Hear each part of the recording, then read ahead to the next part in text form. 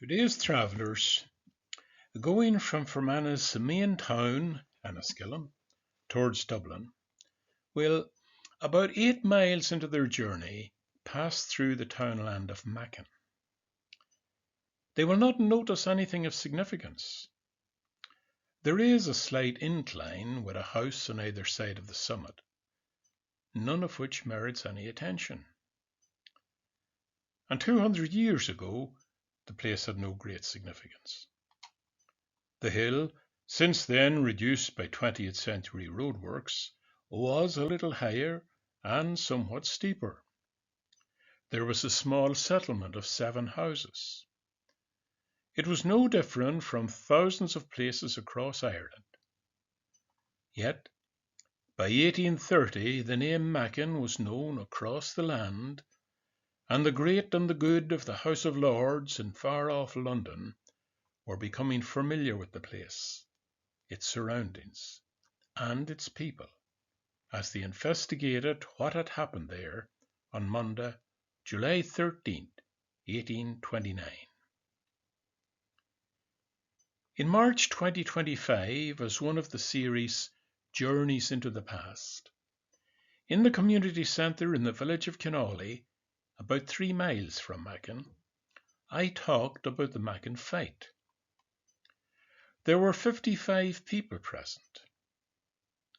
On a second night on the same subject, over 90 attended, an indication that while it may be almost 200 years since what was often referred to as the Macken affair, the local community has not forgotten about it or lost interest in the story, which over the years has been passed on in several versions. What follows, with some editing, is the first talk. In preparing it, I was conscious that I would be speaking of the implications of what happened for those from just one of the groups involved and their descendants, only a part of the legacy of the event. There is another story, that of the families of those who died as a direct result of the Macken fight. Robert Mealy, George Price, John Robinson, and Edward Scarlett. Their story also needs to be told and recorded. I will welcome information about their descendants, how they coped with their losses, and any other relevant information, comments, or feedback. Please send to macken1829@gmail.com.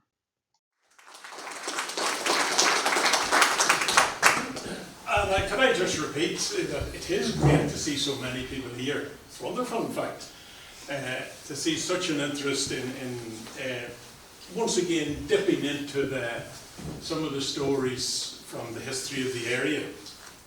Now tonight we're going back a bit farther than we have done on previous occasions. It's almost 200 years since what was sometimes referred to as the Macken affair. But its importance was so great. One of the most important events in the history of this area for hundreds of years.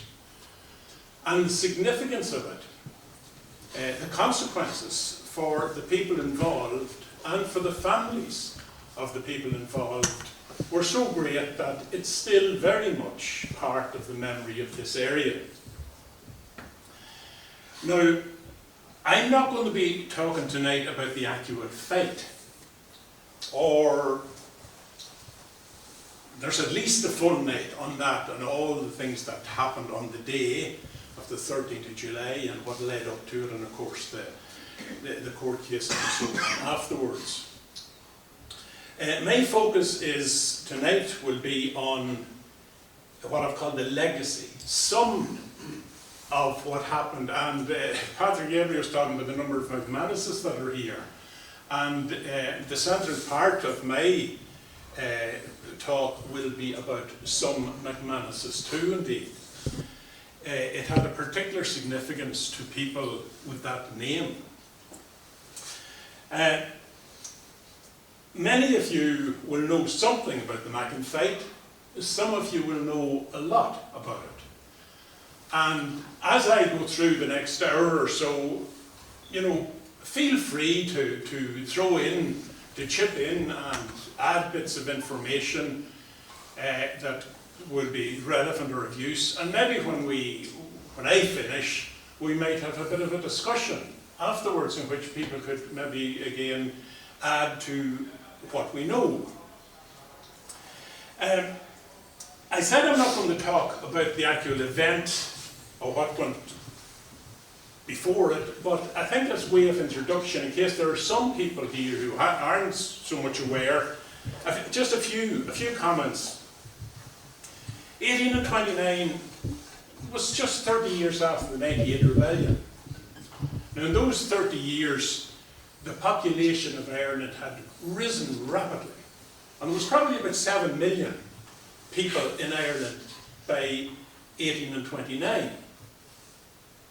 Most of those, by far the largest majority, were Catholics.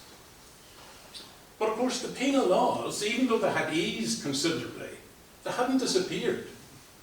So by 1828, a Roman Catholic could not sit in Parliament.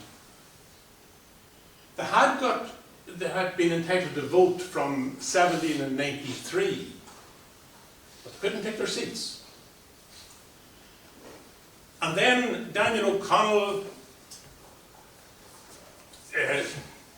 developed a great campaign, and then he ran in 1828, the year before. He actually won a by-election in Clare, but he couldn't take a seat. But things were hotting up, and many of the people over in London were afraid that things were going to boil over again in Ireland. And despite strong opposition, in April 1829, what was called Catholic emancipation was passed. From then on, Catholics could sit in Parliament. So in the summer of 1829, Catholics across Ireland were on a bit of a high. They were on far more of a high than they really ought to have been, because they were allowed to sit in Parliament, but most of them who could vote lost their vote. In 1893, from then on, anyone who had property worth £2 or more a year, so they were entitled to vote. When Catholic emancipation was passed, to try and, as a gesture to the Church of Ireland people, that was increased to £10 a year. So the number of Catholics who could vote was reduced from about 270,000, still only a very small percentage, to 37,000. But significantly, the number of Protestants who could vote was also, of course, reduced. And that was another reason why they didn't like this. They didn't like the idea of, they were afraid in many ways. And the Orange Order in particular resented Catholics being allowed to sit in Parliament. So tensions built up over the summer of 1829. And when the Orange Marches of the 12th of July were banned, imagine that, things got worse. The Orange Marches were banned, Catholics were being allowed to sit in Parliament, and a lot of Protestants as well as Catholics had lost the right to vote. High tension. And I'm not going to go into the details of the 13th of July, but a lot of things happened, and by the evening of the 13th of July, a group of Catholics met a group of Protestants at Macken. There was what was quite a bloody confrontation with all sorts of implements.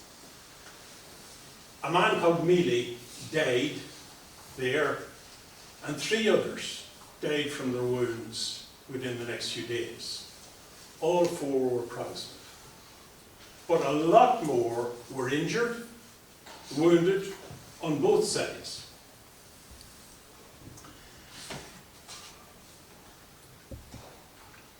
Now, to get started, I'm not going to take you back to the Monday the 13th of July. I want to take you back to Saturday the 31st of October 1830. And I'm not taking you back to Macken, but to a place half the world away. The Pacific Ocean, off the east coast of Australia, the part known as the Tasman Sea.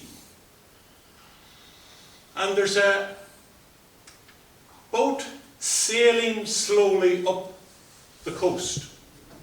I think there's some people want in there. Sailing slowly off the coast of New South Wales.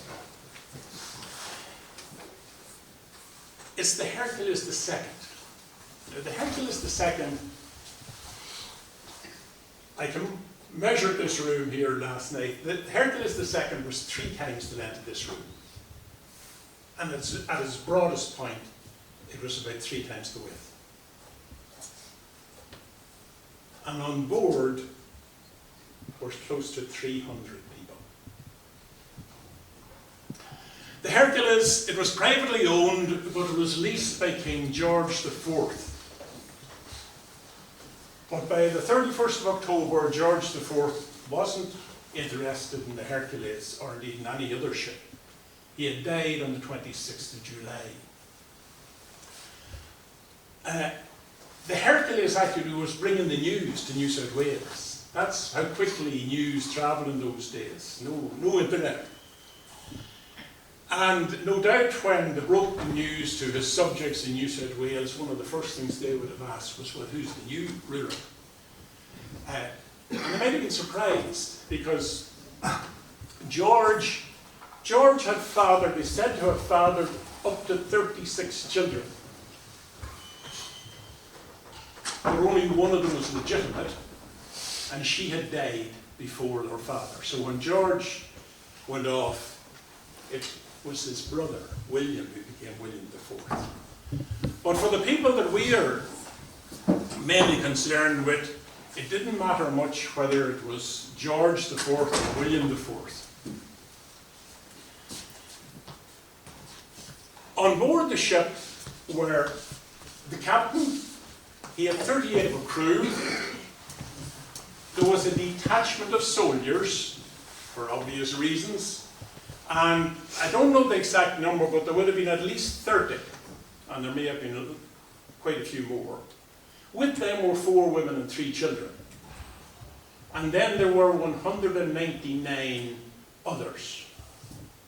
199 men who had been convicted for a range of crimes and were being transported to the penal colony in Australia for 7, 14, or in some cases 99 years. There was also a doctor William Martin. And they were lucky in that Dr. William Martin seems to have known what he was doing. He was probably ahead of his time in that he realized the importance of hygiene and cleanliness. And is that okay to read from the back? Because I have a few things like this up and I don't want to be reading what you can read yourselves. But you can see from that he concentrated on keeping the place as clean as possible. This little serious sickness. There was one, when they left Kingston, there was 200 of them. One man had died. He was Michael, I forget what his second name was. He was recorded as having died from something called, and I'm not sure about the pronunciation, it's either ophthalmia, which was a swelling of the eye. Nowadays, medical people would say that doesn't kill you. It was a symptom of something else, but they didn't know what it was. But apart from him, the rest of them all made it across what was a very long voyage, and you can see some of the issues there. The reference to, among men so little accustomed to the use of animal food of any description, the change of diet produced considerable and very general constipation of the bowel and so on. Animal food, the main item of food would have been salted beef or mutton, and maybe some pork. Heavily salted, it had to be in brine. So you can imagine living on a diet of that with a limited number of probably potatoes and a few vegetables for what was a very long journey. As the ship sailed northwards, some of the crew might possibly have pointed out an inlet to Botany Bay, and that might have surprised some of the people on board who might have thought they were going to Botany Bay. Michael and was it Mary in the fields of Athenry? Michael wasn't going to Botany Bay. Nobody went to Botany Bay except the first few way back in 1780, I think it was. Botany Bay was found to be not suitable at all. It was too shallow, there wasn't much fresh water, and the ground around it wasn't very fertile. So the convicted people went on to Port Jackson. It was discovered by the first people who took the prisoners to Botany Bay. It was only 9 miles farther on, and it was an ideal port. And it must have been a beautiful sight for those on board the ship. And I use the word beautiful intentionally. They had been at sea for so long that here was where they were arriving. At long last, they were going to be able to get off the ship. But they couldn't get off it for another 14 days because they had to do quarantine in case they were carrying disease. And of course, the prisoners must have been very anxious because they wouldn't have had much idea what lay ahead. They knew they weren't going to have their freedom. But as I say, it was a beautiful sight, and today Australians claim that this is the most beautiful harbour in the world, and not many people disagree with that. It is, of course, today Sydney Harbour.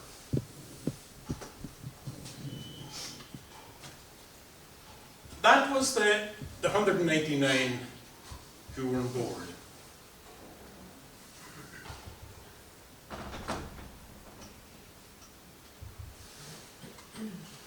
There was 2 young lads, only 13. One of them had stolen a watch. He was from Tyrone. One of them had stolen silk. The silk was probably a handkerchief. He was from County Down. 13 years old. Nowadays they'd be just starting to go to post-primary schools. There was several 14. 60 of them were under 20. Most of the teenagers were from Dublin.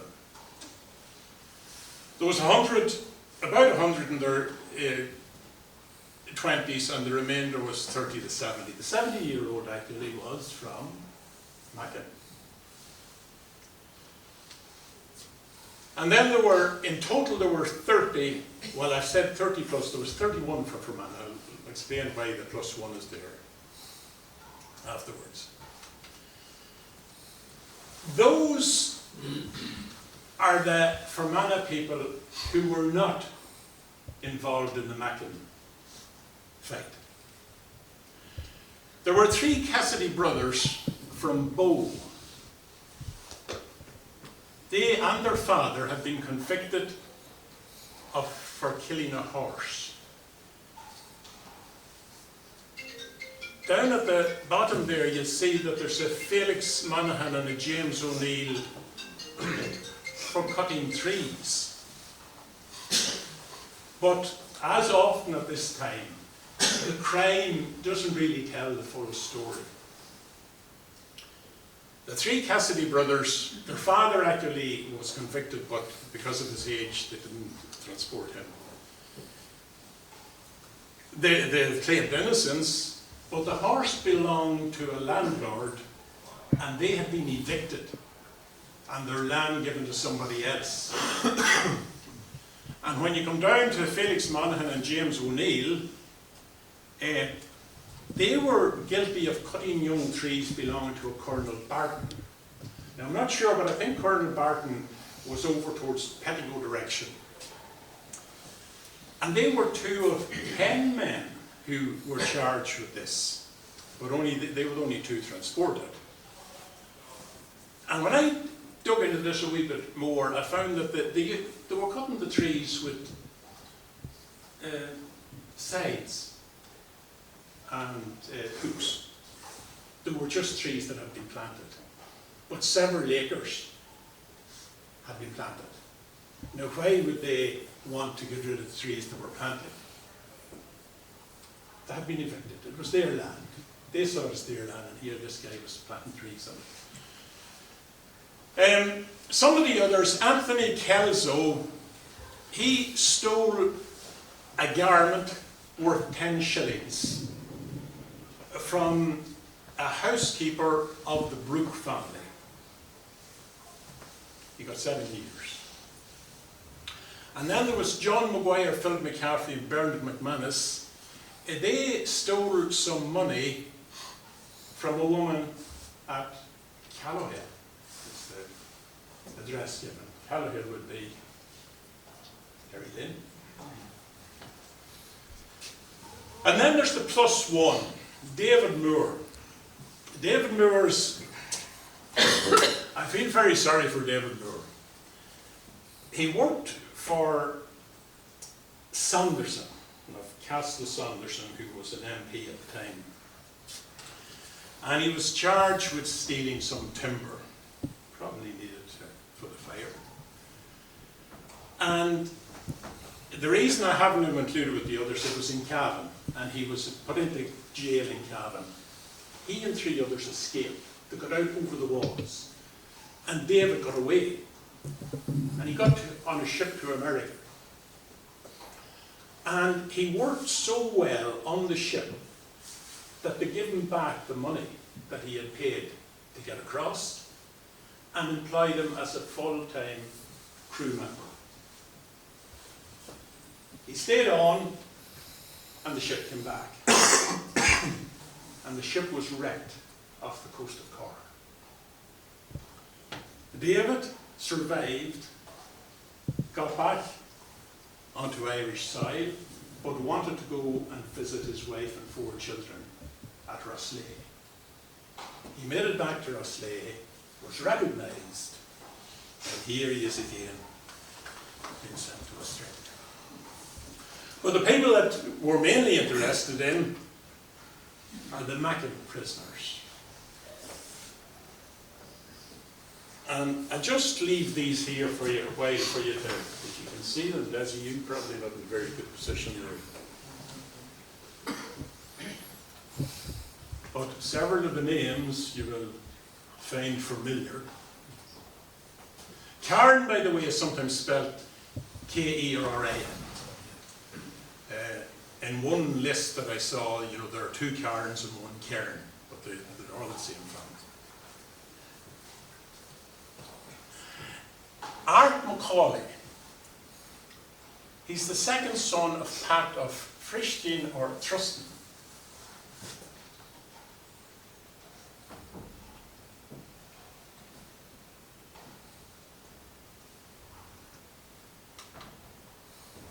That's what happened to them. They all got tickets of leave. A ticket of leave, when you'd worked about half your sentence, you were given this freedom to work for yourself. There were certain conditions, but you could now go and work for yourself rather than work for the farmer to whom you had been given. And then some of them were given conditional pardons. A conditional pardon was, as the name suggests, a pardon, but the condition was that you must never return to Ireland or ever set foot in Britain.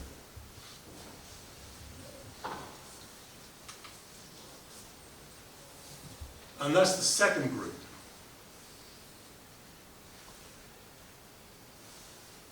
Nearly all of them were in their 20s, except, just to go back to Patrick Maguire. Patrick was the eldest on the ship, he was 70.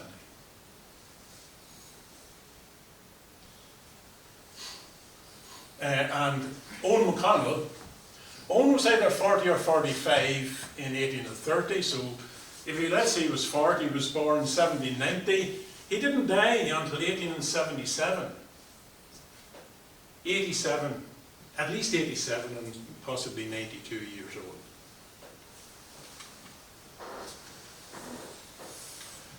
Some of them had wives, some of them had families. Patrick Rooney had 2 daughters.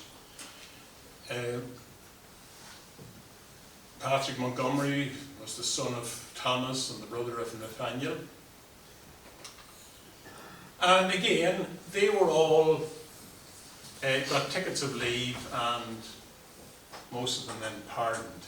The ticket of leave didn't apply so much to those who had been sentenced to life for 99 years.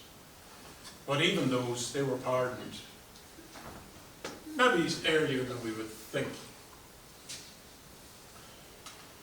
Now, as they did their quarantine in what's now Sydney Harbour and waited to go ashore, there must have been a lot of talk about back home, and a lot of thoughts too about the people they left behind. And I'm sure they must have from time to time talked about these 2 men. Father Ned McHugh had been the priest in Derry Lynn. It is said, although there's no proof of it, but it is said that he was the man who saved their lives.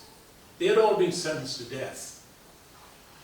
But he, it is said, got on his horse, rode to Dublin, and managed to get to see the Lord Lieutenant, who was the King's representative, the most powerful man in the country, and persuaded him to commute the sentences to transportation. He got back to Enniskillen with the reprieves, but it is said that he arrived too late. Ignatius McManus had already been executed. Ignatius, again, that's a bit about the trial. He and several others were defended by Randall Kiernan, who was considered a top lawyer, solicitor at the time. And you can see there was various reasons for concern. In fact, I think it's likely these guys were never going to get what we would consider a fair trial. One of the things that brought that home to me was a number of them brought charges against some of the Protestants who had actually fired on them. There was at least 12 of the Protestants who were carrying guns. None of the Catholics had anything more than pitchforks. Bad enough, of course. But they brought charges against a number of the Protestants. The charges were dismissed because they had been sentenced to death. Therefore, legally they were dead, and a dead man can't bring a charge against a living man. So that was one of the little things that came out of the trial. Ignatius McManus, he himself had been severely wounded, and when he tried to make a statement, he wasn't even listened to. It says that he was from a townland that calls it Cork-na-Cray, in the Montya area. Now, on another occasion, it says he was born before 1812 in Cairn, Fermanagh. And I don't know if anyone knows anything more about that.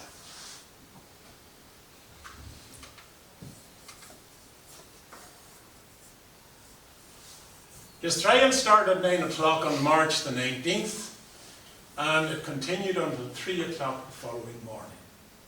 And there's a whole list of people who give evidence, almost all of it against him. He was tried along with Francis McBride. The charge against Francis McBride was he had gone down the hill of Macken to talk to Mealy and some of the others. And he was then, it was claimed that these were peace talks, negotiations, but it was claimed that he turned and he took off his hat and he waved at his fellow Catholics up on top of the hill, and that was, it was claimed, was a signal for them to charge down. He denied that. He said it was to actually the opposite, but they thought there was enough doubt there for him not to be found guilty. So he was found not guilty, McManus was found guilty, and a sentence of death by hanging was pronounced and was to be carried out on the 22nd of March. But on March the 22nd, it was postponed for a day, because the judges were still in Fermanagh, and it was thought best that the execution should be delayed until they had left the county. In other words, until they were safely away. But he was, in fact. The next two, they were the first two tried. The next charge or tried were the two Montgomerys and Patrick Maguire. But Ignatius was executed in front of Enniskillen Jail on March the 23rd, 1830. Now that's where the old Southwest College, or what was called the Tech, the jail was behind that area, and part of it is still there. But to go back to the second group of Macken prisoners, the one that I'm mostly interested in, because I know more about him, is Patrick McManus. He was 24 years old, a ploughman, and he had a wife, Mary. We'll see a bit more about him and his wife later. But before I go on to that, I want to also give a wee bit more attention to Thomas Montgomery. He had a wife called Bridget. She was Bridget Maguire, and he had two daughters. And 10 years after he arrived in Australia, this is the letter he sent home.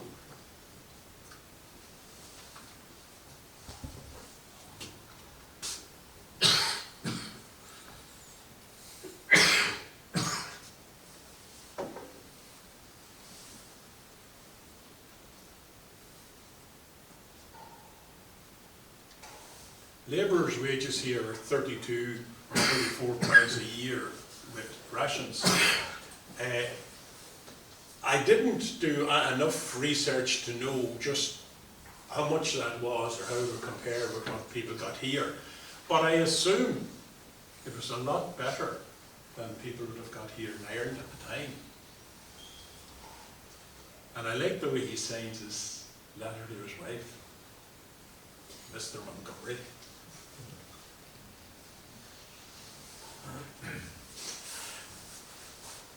There's also something else strange about it. He mentions some of the others who were transported with him. Patrick McCaffrey, Dan Murphy and James Keenan. He sees them every Sunday. And then he refers to Catherine McManus. Let her friends know that she is well too. One theory is that this Catherine McManus was code for Patrick McManus. He was not supposed to be associating. Remember, he had been tried along with Patrick McManus. He wasn't supposed to be associating with him. And they had been sent to two areas that were divided by very steep mountains. So he wasn't supposed to be in touch with them. And that would explain why Catherine McManus, that's code for Patrick McManus.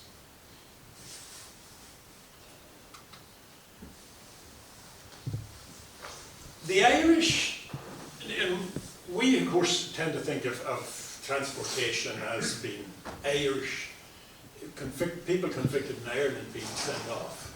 But of course there was far more being sent off from parts of Britain. But the Irish were considered to be more likely to cause trouble. And generally they were sent as far away from places like Sydney as possible. And that's an area about 100 miles north of Sydney. It was a fertile area, good farmland, the valley of the Hunter River. And even at that stage it was already being developed for farming. By the way, in all of this, the Aborigines, the native people, of course, were forgotten and continued to be treated very badly, as colonial powers have done in every country that they've ever taken over.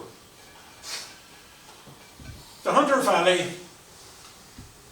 the Macken men who were sent to the Hunter Valley were John Drugan, James Keenan, Patrick McCaffrey, James McManus, Thomas Montgomery, Daniel Murphy, Patrick Rooney and Patrick McManus.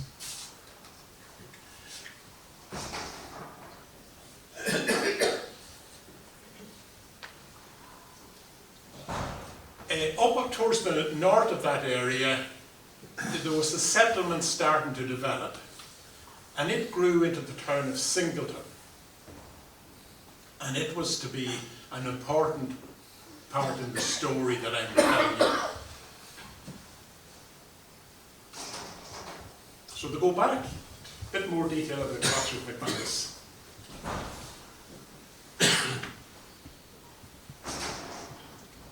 He wasn't captured actually until almost, well, a month after the Macken fight. He was apprehended on the 12th of September near Belturbet. There was another man, an older man called Daniel McManus, whose name crops up a lot in the trials, and there was a big investigation by the House of Lords into this, and there's about 12 pages of statements. And Daniel McManus is mentioned several times by witnesses as being very much involved in the actual fight. But they didn't catch him until about 4 years later. And significantly, one of the people in charge, I'm not sure whether he was a magistrate or a military commander, his advice was, leave him. He's an old man. But really, what he was saying was, things have quietened down. The Macken fight needs to be forgotten about. We don't want another trial. So Daniel, he had been arrested and was held in jail for a while, but he was let off. And yet it would seem that he was, and despite his age, that on the 13th of July, he was far more active than a lot of the men who got transported. Patrick was 5'10"3/4. You might wonder why I'm underlining that. That's the height I used to be before I started shrinking. And I would not have regarded myself as tall. He was tall. I got the measurements of 13 of the others. And their average height was under 5'6". And a number of them were just 5'3". People were a lot smaller in those days. And it probably explains too if any of you have ever been in the folk park outside Omagh, there's a ship there And you can go on board and go down below deck, but you have to keep your head well down because it's so low. But it's so low nowadays. In those days, it probably, most of the men in a similar place wouldn't have had to even bend. He was a ploughman, and that's important, because people who had skills like that were highly sought after in this new land that was being developed by the early farmers. Also important, and we'll see why later, he could read and write. And he was married. He was born about 1806 in Kinawley. It's given as Kinawley from Ireland. I don't know what the next means. Connolly, Kinawley. It may be a misspelling, or it may be just a scribble that couldn't be made out. I don't know if I need to have any idea what that might be. But his address is also given as Darahola, which of course is just this side of the main bridge. He got his ticket of leave in 1937. He had done his 7 years, even though he had been sentenced in 1999. And he was given a conditional discharge, or a conditional pardon rather, in 1846 and died 10 years later.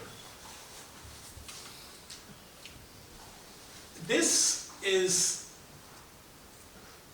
a certificate for the license of an inn or a pub in 1858.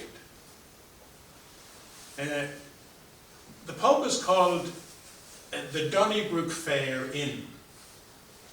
The Donnybrook Fair, if any of you have watched The Quiet Man recently, it was on the other day, Barry Fitzgerald at one stage when John Wayne and Maureen O'Hara start squabbling, he says, "What is this? Is this Horton or a Donnybrook?" A Donnybrook came to mean a fight, because the Donnybrook Fair was notorious. It was the biggest fair, I think, in Ireland, but it was notorious for the faction fights that were at it. It was so bad that, in fact, it had to be abandoned altogether. But this was a gesture, I suppose, back to Ireland. The inn was called the Donnybrook Fair. And the person who was given the license was Mary McManus, Patrick's wife. It was 1858, he had died in 1856. Now Mary, there's a few interesting things about Mary. She too is said to have been from Kinawley, the daughter of Cornelius McManus and Ellen, whose maiden name was Martin. And she had married Patrick in 1830. But Patrick was captured on the 12th of September 1829. He obviously was held in prison. And he and the others were marched out of Enniskillen, accompanied by 2 companies of soldiers, which was probably about 200 soldiers or more, in April 2030, marched on their way to Dublin. This suggests that he and Mary got married while he was in prison.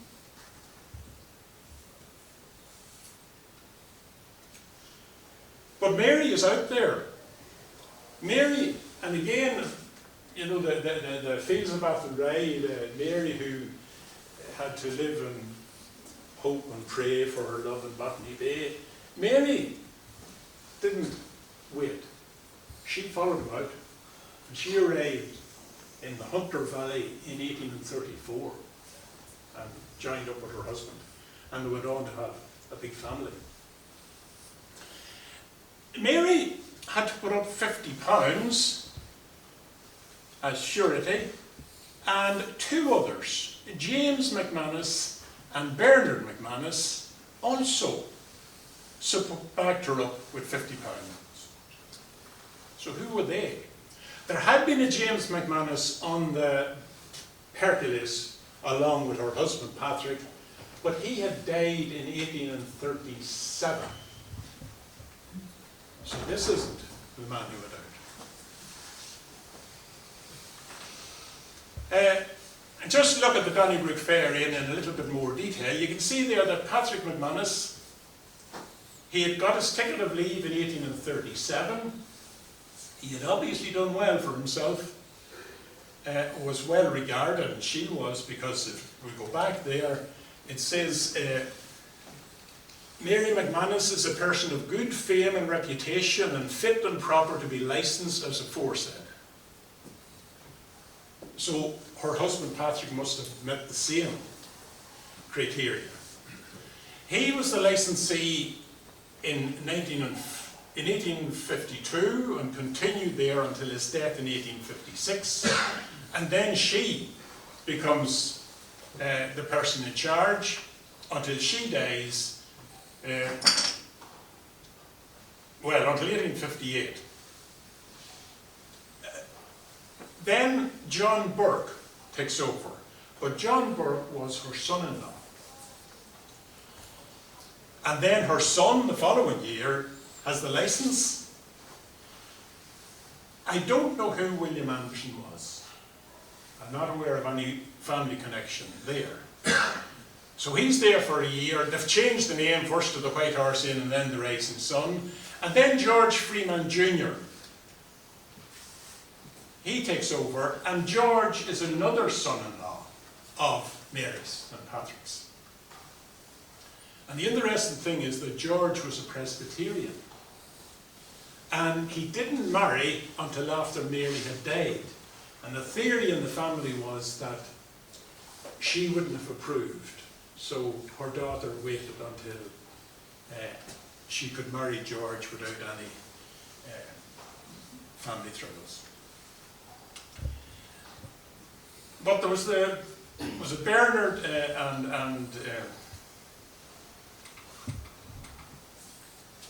Bernard and James McManus, who had put up the £50 for her. Who were they? Well, a ship called the Mandarin arrived in New South Wales in 1838 after a 134-day voyage from Belfast, and on board were three brothers, Edward, Bernard and James, and they were brothers of Patrick. So the idea that people being transported, that this was a dreadful fate and all the rest, what had happened was, remember Patrick could read and write? He wrote back to the brothers, telling them about this great country. And he encouraged them to follow him out. So they went voluntarily, brought their families with them. Edward is said to have come from Killiford. Now some of you will know where Killiford is. His wife was born in Kinawley. Well, that may be exactly right. Kinawley, by the way, even today, the civil parish of Kinawley, I think, includes Derry Lane and Tibor, and certainly did at this time. But of course, the Catholic parish and the Church of Ireland parish too includes Swan and Bar and that area. They had a fifth child born at sea, Edward. Bernard and his wife Anne, whose maiden name was Martin, and she was born in Knock something, but the writing was so poor that you can't make it out. But the likelihood is that it was not Ninny. They had a son who died on the voyage. He was 9 months old. And then James, he was single, and his address is given as Drumbruchus, Macken. I think that might be wrong. Remember the other James who was on the ship with Patrick, who died in 1837? He was from Drumbruchus. And I think the two of them may have been mixed up. Because if James was single, the likelihood is, although he could be living separately, but the likelihood is that he too was from Killiford. And some years ago, there was a McManus clan gathering. And a Francis McManus came from Australia to it. And he actually, when he went back to Australia, he told of how he had met all these wonderful people, and that he had gone and visited the remains of a house in Killaford, or Dundalk. And I think the walls of it were still to be had. I don't know whether they're still there or not. It was burned. Yeah. Does anyone know about it? Yeah, it's gone. It's gone. Yeah, Kevin Rainey's built out of it. Yeah. Well, that would seem to be where Edward, and probably James too, where the family originated. Two Murphys born in it. Burned in it. In that time, yeah. Yeah. But further tragedy then. James, also on board the ship was Mary Ann Costello, or Costello, and she is said to be from Kinnaly, Fermanagh. And her father was Michael, and her mother was Margaret, and she was single.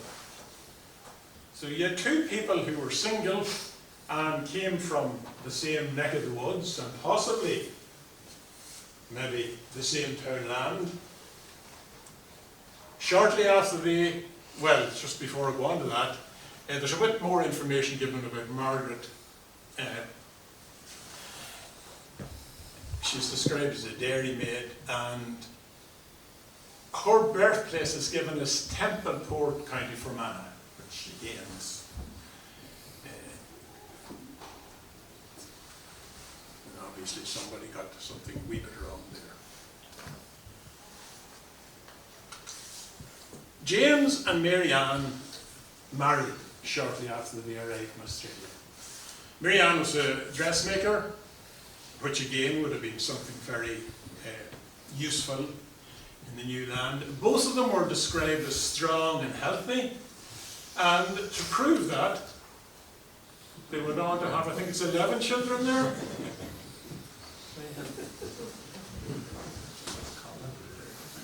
The other brothers had big families as well. And they did all right. In 1885, James left 400 acres, 10 horses, 17 cattle, 200 sheep, and 3 pigs.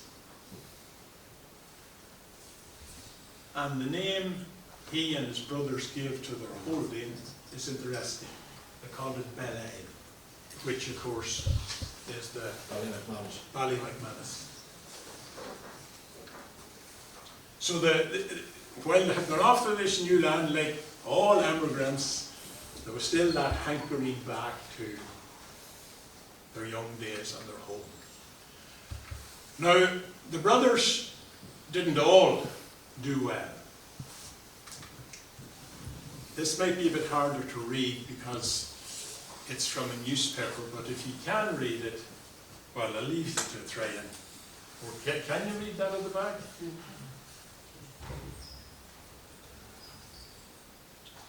The amazing thing about this is that Edward is killed in an accident, and the inquest is held in his brother's home, the Donnybrook Inn. They had to learn new skills when they went there. In this case, it was how to use bullocks for drawing loads. In this case, it didn't work out too well.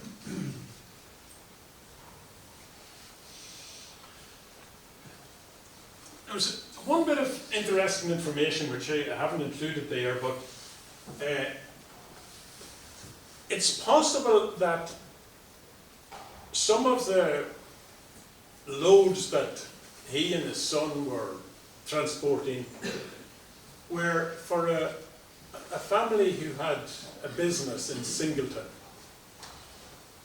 the Glass family, and they are believed to be from Fermanagh. There was had to be glasses involved in the Macken fight on the Protestant side. Well, and another family that had a business in Singleton early on were Leonards. And again, I know that some of the Leonards from the Kinawley area went to Australia.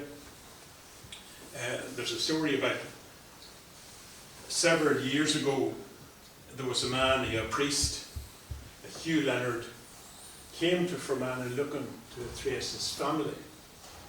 But he assumed that his family was from around Balcoo. And he went up to Balcoo and he couldn't find anyone. And he was on the bus into Enniskillen. And onto the bus got a Kinawley woman, Maggie Reilly,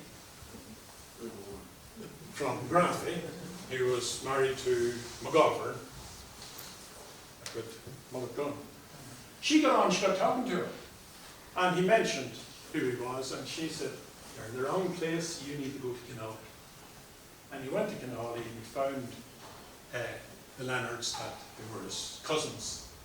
And in fact, he stayed a week with Sean Leonard and tried to persuade him to go out to Australia and take his family with him.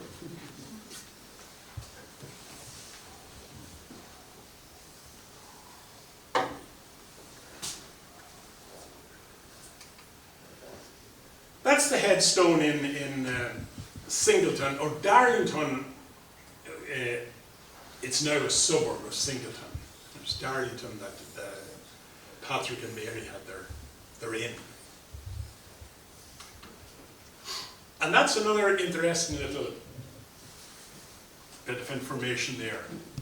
In 1855, this guy, James Johnson, stole from Patrick, and he got 2 years hard labour for stealing 15 shillings. But he also stole a piece of ribbon belonged to Patrick at Darlington. Now, why was a piece of ribbon so important? Convicted men were not allowed to keep any possessions when they got to Australia, or when they were sent to Australia.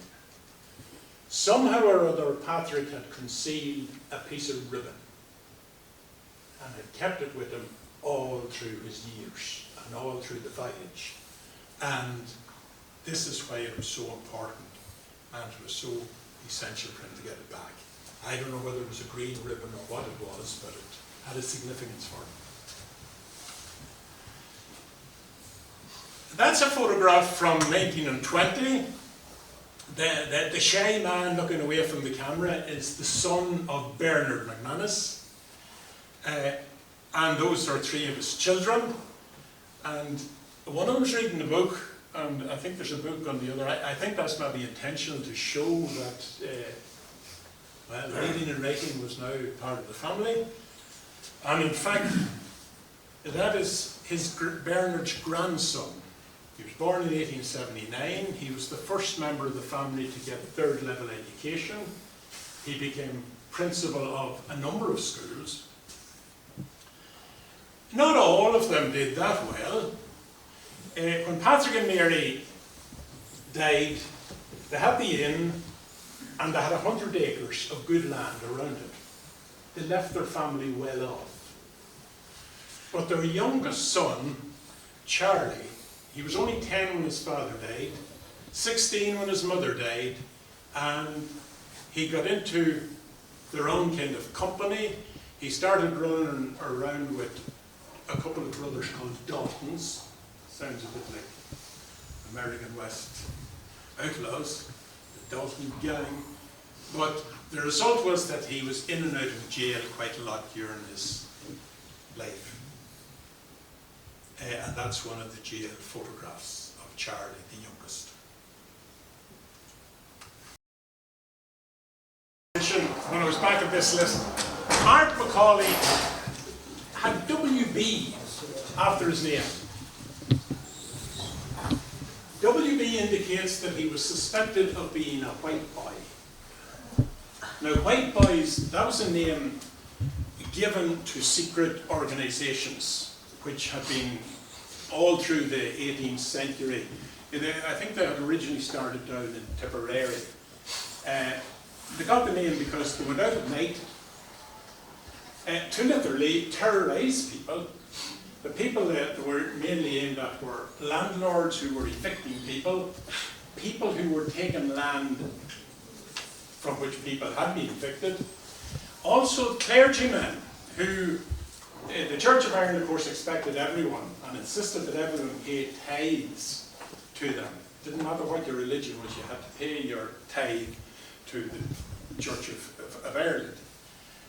But they also from time to time had a go at the Catholic clergy because they often tried to bump up their dues, and the white boys sometimes reacted badly. But it came to be, there would have been several different organisations, and they would have all been given the name white boy by the authorities. By 1829, the main one in this part of the country were the People Day Boys. And they were very, very numerous, and indeed after the Macken fight, the big scare, the whole area was put under martial law. The army controlled everything. Enniskillen was cut off.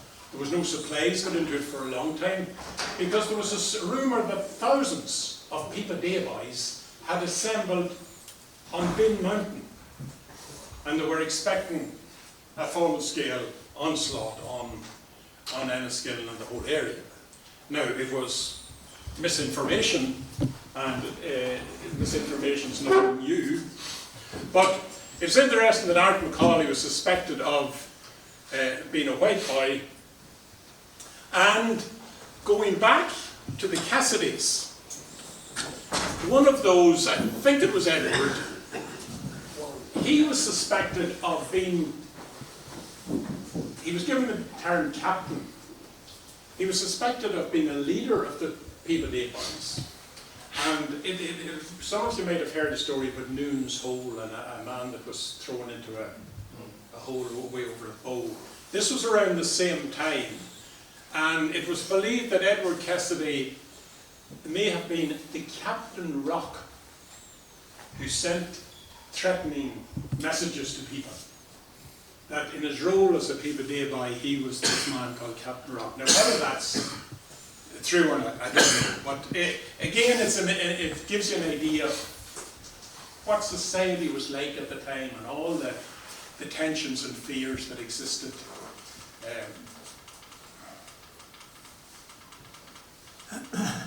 But to get back to where we were,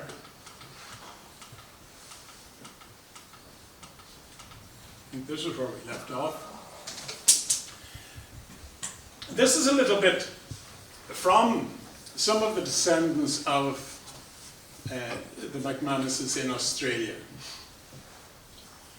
This is showing the area where the Donnybrook Fair Inn was located. As it says there, it's not as green maybe as Ireland, but it was good land. The inn itself was demolished in the 1950s.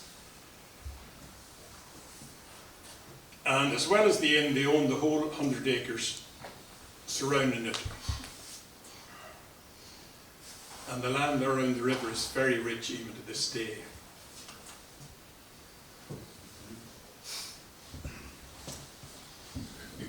The next generation, however, looked for something better, and during the 1870s, more opportunities became available further to the north, and there was again a large migration of our family, this is from one of the McManus family, to the north of New South Wales.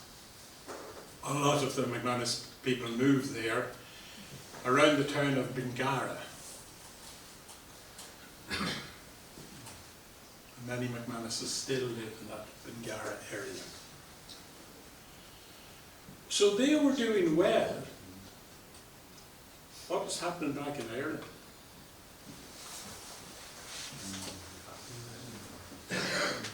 The people who were transported must have thought it was just the end for them.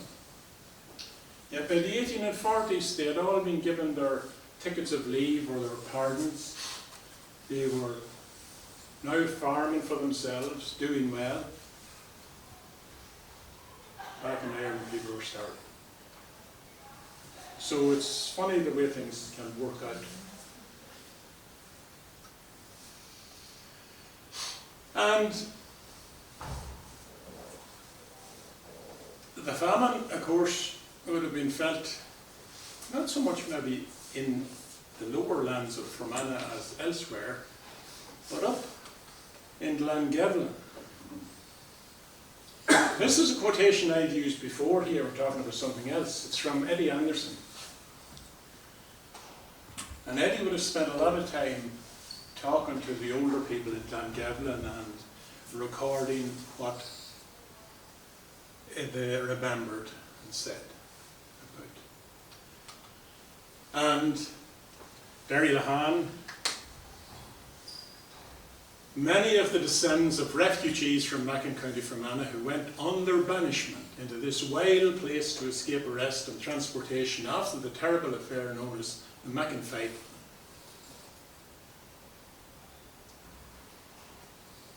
Many of them ended up there. Glangevlin was sort of a no-go area for the yeomanry, and it was not an easy place to get into, and if you got into it, it wasn't the easiest place to get out of in those days. So they tended to steer clear of it, and it was a place of safety. Now, after the Macken fight, dozens of families left the area. And people with the name McManus were a particular target because of the number that were involved. And a lot of McManus families left the area at that time. We went to Glangevlin, but as you can see there, from that wee story about the man going to try and find a place to set his few potatoes, it was a hard place to make a living. Among those who fled from the area at the time were my great-great-grandparents. My great-great-grandfather was John McManus, and he was married to a McManus. It seems to be, we saw it there a few times, it seems to be that the McManuses tended, hopefully not their near relatives, but they certainly seem to quite often marry people of the same name. And that, I can't be 100% sure, but this is the townland next to Derry Lahan, up near the Shannon Pot that Eddie mentions. And I believe that this John McManus here is my great-great-grandfather. His son, my great-grandfather, was Terence. Could be the Terence there, but I suspect that maybe he was too young. I'm not sure. They didn't stay there long. They moved down and got another bit of land down on between Dernacree and Ballinamore, a place called Corraclassie. And they were there for a generation or so, and then they moved. Each time they moved to better land, they moved down near Dernacree to a townland called Derryvan.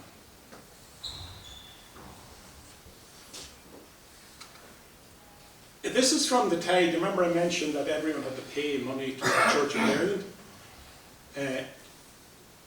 And the Church of Ireland clergy didn't get involved. They appointed people to collect this for them, and of course the people they appointed made sure that they always had a little for themselves, sometimes a lot for themselves. The value of the ground they had decided how much they would pay. In this case, these guys had what seems quite a lot, 64 acres. But it's 64 acres of rough pasture. And rough pasture in land even today. I hope there's no land people here would be offended, but it wouldn't be the best of land. It wouldn't keep too many people going. Now, you might wonder why I had those messages there, which were some of the McManus family talking about the land and so on. Way back about 5 or 6 years ago, there was a woman came over here from America, and she had got the idea, based on circumstantial evidence, that she and I were related. And I met her, and we went and we visited what we believed was the common home that way over in the Knox area that both of us had families descended from. But when she went back, she got on to me to get my DNA done. She wanted to prove that we were related. And I resisted for some time, but then a couple of other American second, third cousins did the same. So eventually I gave in, and on a family website that I had been using for years, I put up my DNA. There was no connection between me and this woman from America. There's none that showed up. But 3 of the McManus descendants went through as being sharing the same DNA as myself. My grandfather, my great-grandfather, John McManus, came from Darahola, down near the main bridge. And you remember where Patrick Maguire came from? He was the son of Michael, well, Dennis, or Michael, or in some case, Michael Dennis, who had a pub in Darahola. So it would seem from this that the John McManus, he might have been another brother. More likely, I would say, it's a distant connection. More likely, it's maybe a cousin. Or it could be that his wife, who was also McManus, could be the connection. But there is a connection there. Even more there, it's pretty near Llanjavelin. Yeah. Yeah. It's I had to think it was Llanjavelin. It's that hay. Yeah, it's just a different parish. It's Galena parish, Yeah. but it's next door to, it's next townland of that Derry Lahan or Derry I Lahan. knew men lived in that town, the bit that passed away now. Young Phils, they call them, nickname. The Young Phils. Well, I have a story about that too.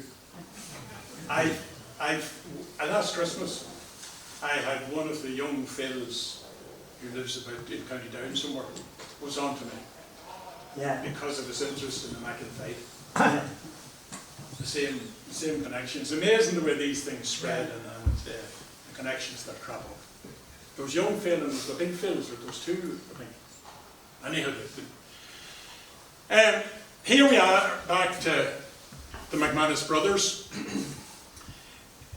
Dennis McManus and Mary McGrath, or McGrath, is given in a few places as their parents. But in the House of Lords investigation, Patrick's father is given as Michael McManus of Darahola by Edward Scarlett, who was the son of one of the men who died. He said, the son to Michael McManus of Darahola, publican, who did knock down his father with a log shaft. And someone else said, he referred to him as the son to Michael McManus of Darahola, armed with a log. So the Darahola connection is there, and of course the name is there, and now I have this faint DNA connection. The likelihood is that if all of you put up your DNA, you'd find, I'm quite sure, that a lot of you are related to some of these people. I want to introduce you now to Gillian McManus. She's a descendant, 5 generations, of Bernard. And that was at her graduation in 1983. That is her family last Sunday week. She's there in the centre with her 3 sisters, all of them McManuses, but all of them married now. Although I think she said one of them is insisting that she keep, one way or another, keep the name McManus. Behind her is her father, Ian McManus, and his wife. Ian is 90, but he's not the oldest of the descendants. There's a cousin of his, he's a Dr. Bernard, something or other, not McManus, but he's the eldest of the descendants. And I want to finish off with a message that Gillian has sent to all of you. She tells me that today she reckons there are at least 5,000 people in Australia who are descended from those 4 brothers.